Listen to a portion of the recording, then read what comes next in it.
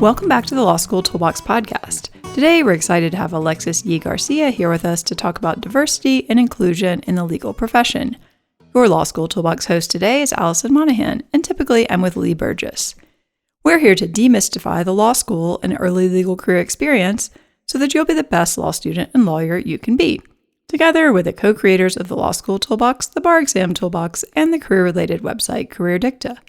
I also run the Girls Guide to Law School. If you enjoy the show, please leave a review or rating on your favorite listening app. And if you have any questions, don't hesitate to reach out to us. You can always reach us via the contact form on lawschooltoolbox.com, and we would love to hear from you. And with that, let's get started.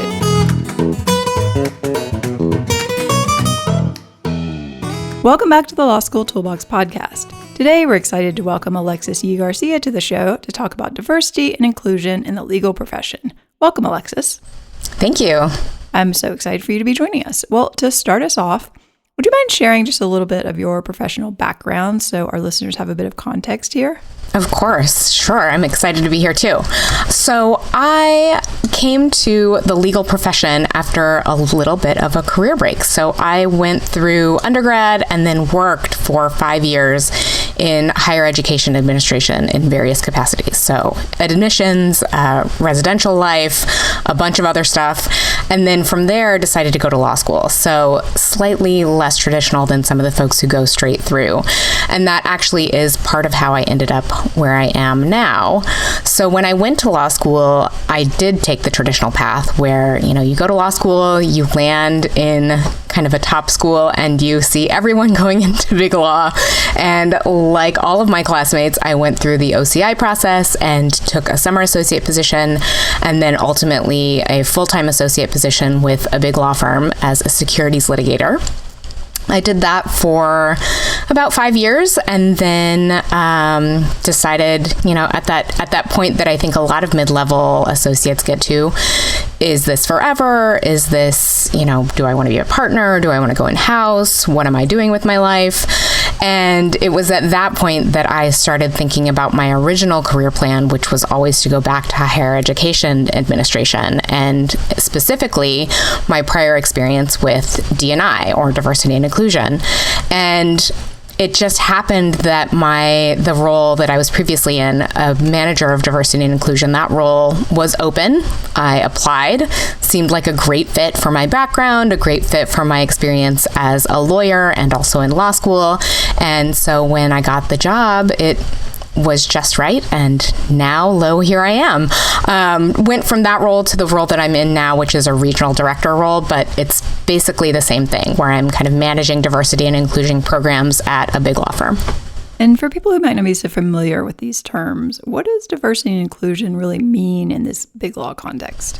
Absolutely. Great question. So in the big law context, it can actually mean a lot of different things. I think when you think about diversity, it is, everyone can look up diversity in a dictionary and know what that means. It is a mix of different characteristics, and that goes from your background, whether that's racial or ethnic background, your cultural heritage, your religious heritage, your gender identity, your sexual orientation. All of those factors kind of feed into quote unquote diversity. I think a lot of law firms are moving toward diversity, equity, and inclusion. And again, you can look all of those things up and kind of understand what they mean. They really are the same in a law firm context as they are in your law school context or in your corporate context or any sort of large institutional sort of framework. So we're interested in the diversity, equity, and inclusion department in a large law firm. We're looking at, maintaining a certain level of diversity across the staffing of the firm. So we're really interested in recruiting, retaining, and advancing diverse talent. And that, again, cuts across a broad spectrum of personal traits. So it really just depends on the firm that you're looking at. But by and large, you can think about your racial and ethnic backgrounds, veteran status, disability, again, sexual identity and gender orientation, and all of those characteristics that you kind of typically group into diversity. And then we're also looking at inclusion. So how can we cultivate broader relationships across all of those groups? How can we integrate people who may not share underrepresented traits and who are interested in being involved? So it really is, it's something where, in a good context, whether that's corporate or law firm or school, you should be seeing DEI across all dimensions. So you should see it in recruiting, you should see it in events or programs or activities in a student life sort of context.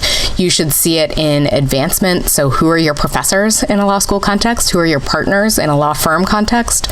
And also leadership. You all have different diverse professors who teach different courses, but who are your, department chairs? Right. Who are the people who sit on the recruiting committee? Who are the people who are in charge of really making decisions? So again, it really is a multidimensional sort of consideration. Thank you. That was very helpful. And I think some of it, when you're talking about who these people are, is like, who has power in this scenario, Exactly. basically. Exactly. Who can really make the change or control, what's happening. All right. Well, many of our listeners are in law school, obviously. And some of them are probably doing OCI right now. And one of the big questions we get a lot is, how can they tell if a firm or another employer is really serious about this stuff? Because it seems like they often all say the same thing. Do you have any tips on that? I love this question. This is definitely one that I asked myself when I was going through the OCI process. As I'm sure many of your listeners are, I was one of those law students who had, the giant spreadsheet of all of the firms and the firm name and their office locations and where they ranked on the different, I'm dating myself here, but the vault ranking and all of those sort of characteristics that I was looking at. And diversity and inclusion was a big one, but there's a ton of information out there. In theory, a lot of those big rankings factor in diversity, equity, and inclusion and what kinds of programming firms have in place to sort of advance those values and ideals. And it does all start to look a little bit the same. So I really sympathize with the amount of confusion out there. In my personal view, I think you can really tell what a firm values by, it kind of is like a Joe Biden thing. Show me your budget, right? How much are you really investing in some of these programs? Where can I see you actually putting your dollars? All law firms, they exist, they are businesses, they exist to make money. And so they all have huge business development departments. They are throwing money around at clients all the time. Are they doing the same thing for their diversity and equity and inclusion programs? Are they doing the same thing specifically for diverse clients? Where can you see them investing in not only their diverse clients, but also their diverse talent? Do they have programs specifically where they can say, here are something that we do for all of our diverse associates. We are dedicating a certain amount of funding toward associate conferences or participation in certain programs. Whatever the things are that you think you might be interested in, again, from sort of a selfish standpoint, is the firm going to support you? Are you going to be able to go to someone and find financial support for those efforts? I think that's number one, is kind of looking at the money and where you can see the firm spending money. There are obviously, in addition to kind of your generic rankings, there's a ton of information just statistically about, going back to what you were saying earlier, who's making the decisions, who's in the leadership ranks. The Law 360 Diversity Snapshot is just pure numbers. How many partners are women? How many partners are from underrepresented minority status? How many partners are LGBTQ+? All of that information is captured in just kind of your pure numbers rankings like the Law 360 Snapshot. But there are other rankings out there that incorporate more. So I think it's AmLaw does the scorecard, which they've revamped a number of times. I know that it went through another revamp this year, where they're looking not only at the statistics, but they're also looking at some of the more subjective factors. Who are the folks who are sitting on your executive committees or your management committees? Who are you advancing to the practice group heads and those kinds of positions? And again, going back to those leadership roles individuals and who's really empowered to make decisions, you want to see diverse representation there, because it's just helpful to know that that's something, again, that they value and that they're getting those additional perspectives when they go into those behind closed doors settings where the sausage really gets made. So I definitely encourage folks to look at those rankings, to look at that information. There's a ton that's out there, so it's just kind of a matter of looking very carefully at what factors they're considering and deciding for yourself what you think is the most important. That makes a lot of sense. So beyond the data, do you think it's okay to ask people maybe who've summered at this particular organization you're considering, or alums, or the HR people, like, if you're not getting the information you want from these standard databases, who can you talk to about this kind of stuff inside of the firm? Absolutely. I think it is totally appropriate to ask alumni. I think it's great to ask people who previously summered at the firm. So, when you get back to law school, you're going through OCI, all of those folks who are now 3Ls are coming back from their summer experience. Talk to them. They're the ones who have the most present information about what a summer is like at whatever firm you're looking at. And the ones who, have gone into it with open eyes and have taken a really thoughtful approach, they will tell you. There is nothing that people love more than talking about themselves. And so if you ask, they will answer. They will tell you every single good story. They will tell you every single bad story. And, if you really find those trusted confidants, you can get a lot of really good information that way. I mean, when I was a 2L, that was certainly something that I took into consideration, is just talking to my friends who are 3Ls and saying, how was it? Was it good? Was it bad? And I put a lot of weight into the folks who said, hey, you should really think about this firm. They were great, and here's why. There's really no substitute for that personal experience. Yeah, I remember even sometimes in interviews, when I was interviewing for summer positions, and people would just tell me things, and I was sort of like, okay. I remember one time this woman said, basically, can you close the door? And I'm like, sure. And she just unloaded. And I was like, okay, good to have that information. Thank you. Yeah. I mean, if you can get someone very candid, that is always a winning position where you can sit down and ask all those questions. Yeah. I was mostly like, wow, I'm really surprised they have you doing interviews, because you're pretty bitter right now. I think she just returned from maternity leave or something and was just like, this is a nightmare. Oh no. But yes, I mean, that's the other thing too, I would say, is that I know when you are a law student, it feels, it's a little bit like returning to law school admissions, where you feel like you just have no power and you're at the mercy of just these completely arbitrary, decision makers in a tower somewhere. Like, am I going to see white smoke or black smoke? Who knows? Right. But I think, especially once you have that offer in hand, those firms, once they've made the offer, they want you. If you have questions, they will get those questions answered. And if they won't, that is a huge red flag. Definitely. I mean, they should be if you want to talk to someone at the firm, scroll through that directory and say, hey, I noticed this person practices in this area, or they just worked on this case, or they're involved in this organization. Could I sit down with them for 15 minutes even, just to kind of pick their brain a little bit? They should be willing to connect you with that person. And if they're not, then I personally think that presents a problem. They should be putting whoever you ask for in front of you to answer questions, unless they're like on leave or unavailable for some reason. And they should be offering people up. They should be saying, hey, you expressed interest in tech transactions. We've got this great partner who you didn't interview with, but we'd love for you to meet. Those are the kinds of things that really give you the opportunity to get all of that information.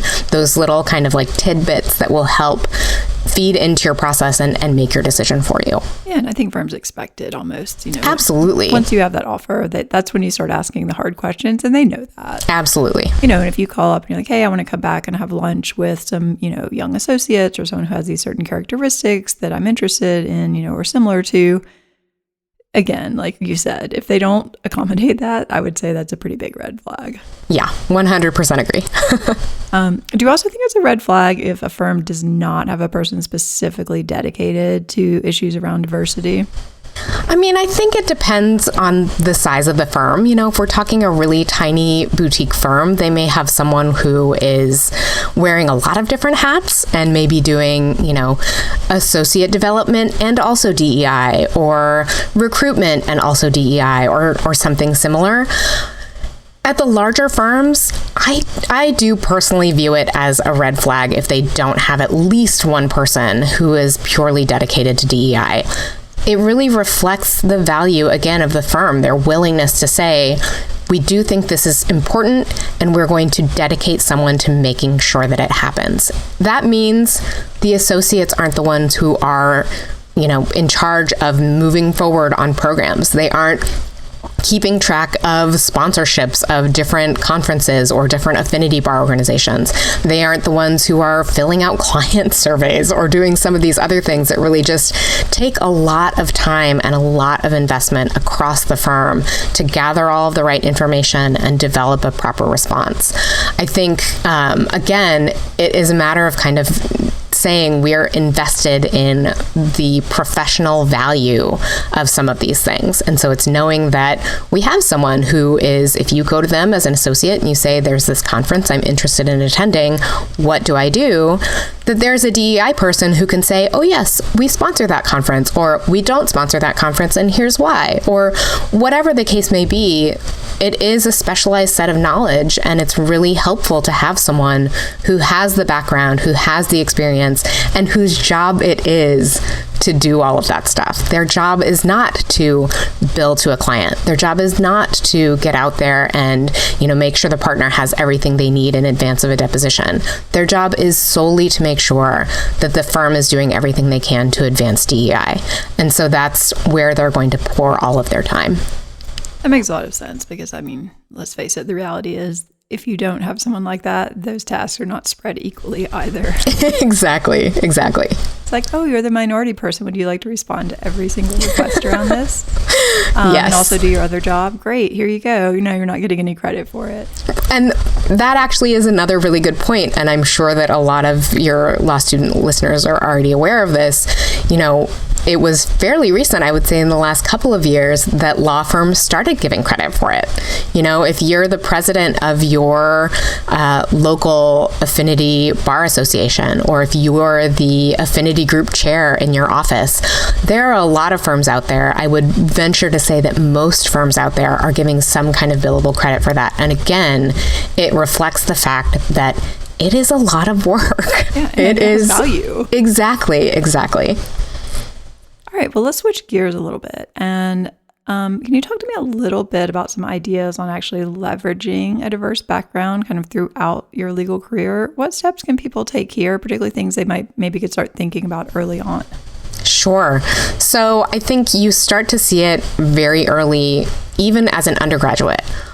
All of those affinity experiences, the Black Student Association, the Latinx Student Association, Outlaw once you get to law school, all of those organizations are an opportunity to sort of flex your networking muscles. Some of the things that you will start to hear basically immediately when you get into a law firm is how important it is to establish your business network. Congratulations, every single friend you made in law school is part of your business network now. And so I knew all those bar review nights were going to pay off. Exactly. And so, your affinity bar associations, your affinity student organizations, all of those things become part of your professional network. These are the folks who are going to be in the same industry as you. They're going to be moving the same sort of industries and businesses and everything else. It's totally true that everything they say about, your friend who is in your study group who goes on to be the GC of some startup, it's 100% true. And so that cuts across the board of, again, all of those affinity organizations.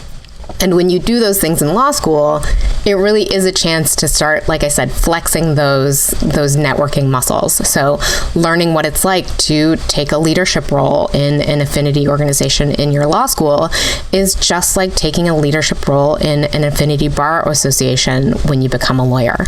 Those organizations all cut across law firms, legal departments, regions.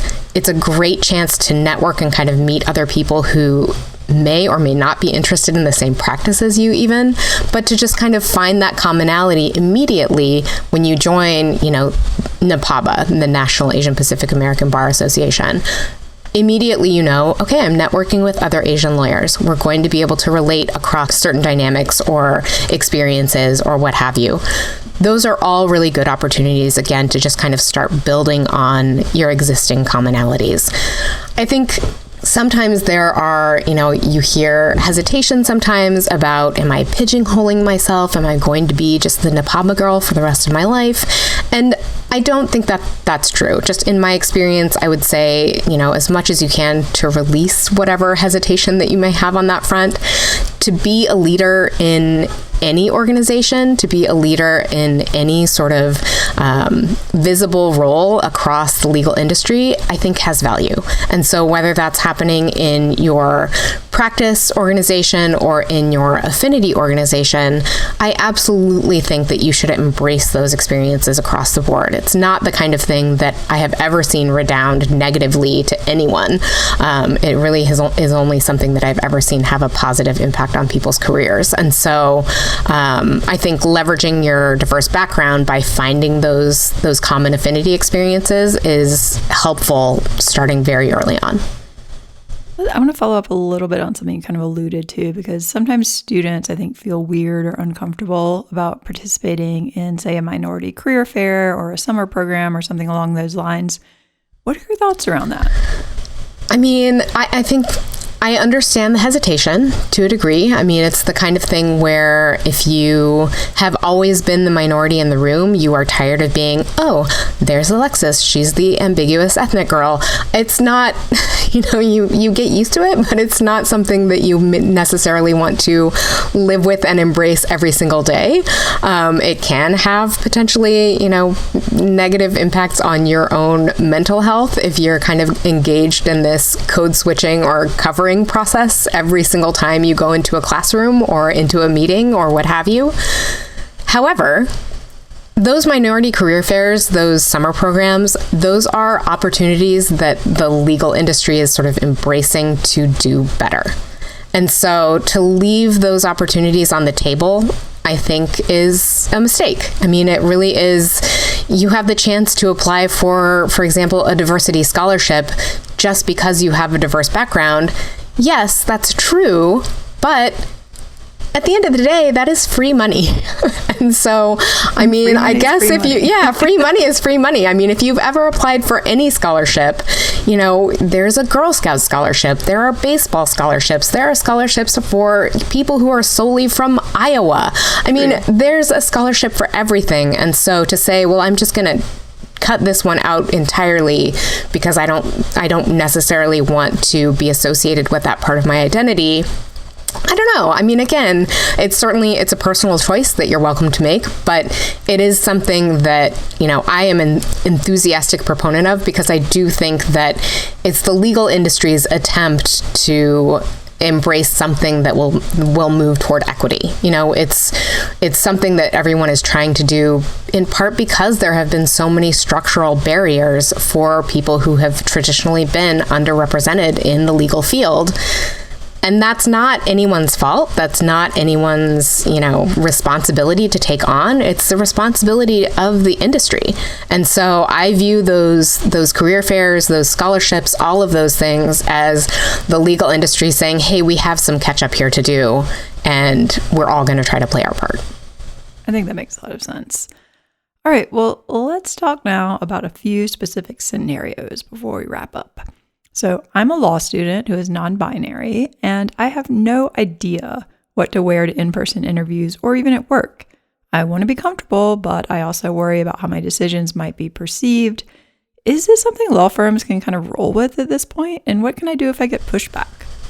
This is a really great question, and I think it's one I completely understand. I have seen it in the workplace, and I know it can be tough, but I will say, especially as you get into your second year law school classes, there is case law on this, and so you are on firm legal ground to wear what makes you feel comfortable as long as it is professionally acceptable.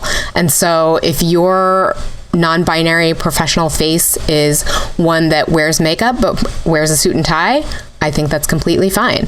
Again, it is a matter of figuring out what is professional dress for the workplace, not professional dress for a particular gender identity. As far as whether or not you would get pushback or whether you would be perceived differently, I do think that varies from firm to firm, office to office, region to region, quite frankly. You can get away with a lot more, for example, in Los Angeles than maybe you could get away with in Washington, D.C. or in New York. And I think that's something that as you go into the job search process, you should certainly pay attention to. I mean, again, that's one of the values of doing those callback interviews in the office or taking the opportunity when law firms offer, hey, we'd love to have you in for an additional office visit if you want one. Go and see what other people are wearing. Go, wear what makes you feel comfortable, especially if you have an offer, and see if you do feel like people are looking at you askance. In my experience, that is not something that people do. I have worked with a number of people who are non-binary, both in associate roles, partner roles, staff roles, and that's not something that I've ever had anyone, have a negative experience with. But again, I would say that there is some variance there from firm to firm or location to location. So it really is something that you should take into account. You want to be comfortable. Again, it goes back to that, you don't want to have to be covering or code switching every time you go into the office. The office is where you are going to spend a lot of your time. And so, you want to be as comfortable as possible. Embrace that opportunity to ask a lot of questions and do as many visits as you can so that you can develop that level of comfort. Definitely. All right, next question. I'm a minority law student, and some of my classmates have made it clear they think I don't belong here and have gotten unfair advantages. I personally think this is ridiculous, but it still hurts my feelings. Any suggestions on handling these type of statements? This one is so hard. I know that this comes up. It is horrible that it comes up. I think this is a place actually where having really strong allies, having really close allies is so helpful. I think especially when you are in a situation where it feels very personal. It is very personal when someone makes snide comments, when someone does things to you to make it clear that they think of you as less than or feel that your experience or background is somehow worse than or less than their own.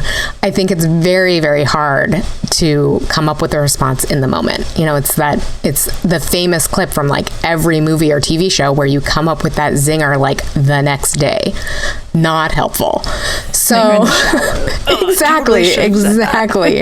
And so, finding and cultivating and really surrounding yourself with people who are allies to you, who know you, who know your value, who appreciate who you are and know how smart you are, how hardworking you are, how much you are bringing to the table in terms of your own personal experience. Having those folks around you, I really don't think there's a substitute for that, because those are the people who, especially after you know them for a while, they will jump into your defense, whether you are in the room or outside of the room. They're the ones who are kind of leaping up and saying something when you're not around, to the people who are being rude and unprofessional and everything else. Those are the folks who you really want to look at and find and surround yourself with. As far as in the moment and everything else, I mean, it sounds like, just based on this question, it's ridiculous. It is ridiculous. So, you know your worth. I think imposter syndrome and everything else, it's something that there's programs out there are resources out there to kind of help you establish your own personal confidence and really embrace your own self-worth and embrace your own confidence in the moment. But really having those allies who you can always look to and just kind of even just being able to roll your eyes together is helpful. I'm always a fan of the raised eyebrow and the like. Totally. Did you really just say that to me? Right. And even really? Better if you've got someone right there who can be like, "Come on," no. Yeah, exactly. No. Exactly. Next. Exactly. All right, our next question. I just finished my summer associate experience, and I was subject to a fair number of microaggressions and some generally kind of unsupportive behavior from some attorneys I worked with, but other people were great. So is this a sign I should look elsewhere, or are there other steps I can take to kind of figure out if I need to talk to someone before I accept my offer, or what I can do as an associate if I do go back to make this better? Yeah, this is a really good question too. I think as with any organization, an organization is a group of people, and each individual, they bring something different to the table. And sometimes that is good, and sometimes that is not so good. And so it's hard to say, were these folks who were unsupportive, are they representative of the group, or are they outliers, and vice versa for the folks who were more supportive? I think, sad but true, there is a fair degree of turnover from when you're a summer associate to when you ultimately join a firm as an associate. And so if you feel really comfortable with kind of the general vibe of the place and you feel like you were supported, I don't think it's necessarily a reason to just throw everything out wholesale. It is an opportunity, as the question sort of states, to come back and say, okay, well, I think this should be better. What can I do to make it better? And I think that's one of the things in sort of the DEI profession that we actually see a lot of, is that the junior talent, as they come through, at the end of the day, their standards are higher. And so they are really out there, asking for more and not being afraid to ask for more. Talking to partners about what they see as, problematic behavior or places where the firm can be doing a better job to support their diverse talent. I think that, most firms have some kind of training in place for unconscious bias or other sort of provisions to deal with bias and, microaggressions and things as they come up both in the workplace and in, for example, recruiting or in the review process or what have you. But I think the day-to-day stuff is in many ways a little bit harder when you're going into a meeting and you feel like you're the subject of microaggressions. That is not something that I think people are really great at training on, in part because I think it is a little bit of just personal dynamics and kind of figuring out, okay, well, what is this person doing that is a microaggression? At the end of the day, most of the time you can talk to your peer associates and say, oh yeah, we know that's the guy who, when you go into a meeting, XYZ thing happens and it makes everyone really uncomfortable. And it's like, yes, what is that thing? Like, what is the happening that is making everyone have that sort of reaction? And so I think, again, developing those allies and kind of figuring out who those people are, who you can confide in and get that support, that's really something that you can do to kind of make it better, as you say in the question. I think you've got an offer, talking to folks at the firm before accepting, 100%. Just like in the OCI context, it's an opportunity to really ask those questions and keep sort of trying to figure out, what is the firm doing? Have they identified any places where there are problems like this? And if so, how did they respond? What are they planning to do in the future to deal with, additional trainings? Do they have unconscious bias training in place? And is it mandatory? Is it optional? Who do they send to those trainings? Who gives the training? All of those things are, places where the firm is trying to respond or potentially not. And so it's an opportunity to kind of get those questions answered before you say, yes, I'm definitely in. Yes, I'm signing up for 80 hours of my life every week. Exactly. The other thing to consider is it's not permanent. I know it feels permanent, but it's not. People change firms all the time. Yeah, I summered 3 different places and I didn't work at any of those places permanently. So. There you go. And people start as a first-year associate and leave before the year is even over. That happens all the time. And so I know it can feel like you're signing your soul away forever and ever, amen, but that is definitely not the case. So, no, but that being said, I think it's worth sort of trying to find something that might be a good fit, so you're not leaving for reasons that don't have to do with things like, you hate the work or you hate the hours. For sure.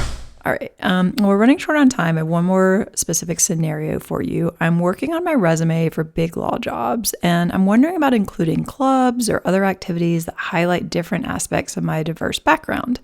Do you think this is a good or a bad idea? And then what about maybe for clerkships for judges who might have different political leanings? Good question. I'm not comfortable talking about clerkships because I did not clerk, and I don't know enough about clerkships to say whether it redounds to your benefit or not. In the law firm context, however, as I said previously, these are all sort of business networking opportunities. That is certainly how they're viewed in the legal context. When I look at, for example, a lateral associate resume, that's how I view them. I say, oh, this person is a leader with the Vietnamese Bar Association of Northern California. That's amazing. They are going to bring all of these additional connections. They already know what it's like to lead an organization. They've been endorsed by their peers as someone who is influential and a hard worker and knows how to do good work. Those are all things that I think are, benefits to your application. It actually does not really matter whether it's with one particular organization or another with regard to your diverse background or not. I mean, I think it is obviously a way of signaling, hey, I hope to be involved with these things in the future. And again, I view that as a benefit. It's a way for you to have another angle to network with other people once you get into the law firm. Yeah, I think students sometimes underestimate business development, and absolutely, that can sound like really scary. But when you think of it as just, the people you know, the people you connect with, the people you have commonalities with, and I think your point about someone who has a different set of networks is actually very valuable to a firm because they're like, we have no idea. Like, we don't speak Vietnamese. Like, we don't know, Exactly. Exactly. We don't know any of these people, but like some of them are probably running companies or starting companies and awesome, like the potential clients. Right. Yeah. All right. Well, before we wrap up, do you have any suggestions for people who might actually want to get into this field themselves? Yeah. I mean, I kind of goes back to the business networking stuff, right? Where all of the connections that you make are potentially valuable connections. And the more you learn about the industry, not just the legal industry, but the DEI industry, the better.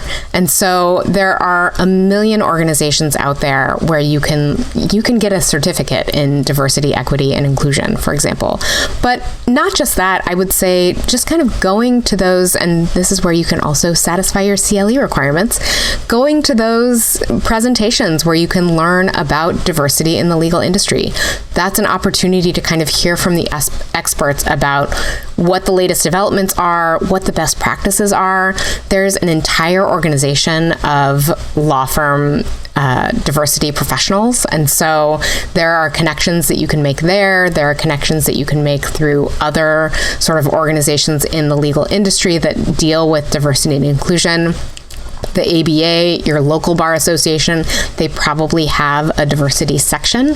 And so kind of learning who those people are and what they do is a really good way to kind of figure out more about what it would be like to do this kind of work. I think being in a law firm and participating in your law firm's diversity efforts is also a really good way to learn about, what it would be like to get into this field yourself. Befriend your local diversity manager, befriend your local diversity director. We are happy, like everyone, to talk about ourselves and to talk about what it's like to work in this kind of field. And so we'd be happy to kind of give you some personal advice about what your own experience has been and how you can kind of maximize those experiences or, find something else where it's going to give you an additional leg to get in. Mm-hmm. Alexis, thank you so much for joining us. Any final thoughts you want to share? No, this was lovely. Really good questions. All right. Well, with that, we are out of time. Like I said, thank you so much for joining us. It was my pleasure. Definitely. If you enjoyed this episode of the Law School Toolbox podcast, please take a second to leave a review and rating on your favorite listening app. We would really appreciate it. And be sure to subscribe so you don't miss anything. If you have any questions or comments, please don't hesitate to reach out to Lee or Allison at lee@lawschooltoolbox.com or allison@lawschooltoolbox.com, or you can always contact us via our website contact form at lawschooltoolbox.com. Thanks for listening, and we'll talk soon.